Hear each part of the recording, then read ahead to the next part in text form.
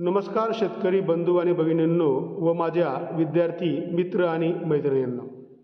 आज आपण सोयाबीन पिकावरील एकात्मिक कीड व्यवस्थापन याविषयी संपूर्ण असं मार्गदर्शन मी आपणास करणार आहे. मी प्राध्यापक डॉक्टर हेमंत पाटील.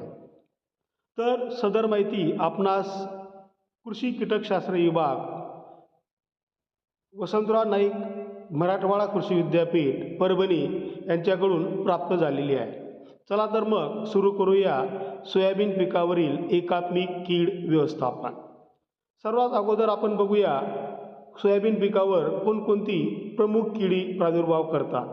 त्यात जर आपण प्रामुख्याने बघितलं तर खोड किडी, चक्री भुंगा, खोड माशी, पाने खाणारी अळी म्हणजे आपण ज्याला म्हणतो मग त्यात पाने गुंडाळणारी अळी, तंबाखूवरील पाने खाणारी अळी, पाने गुंडाळणारी अळी,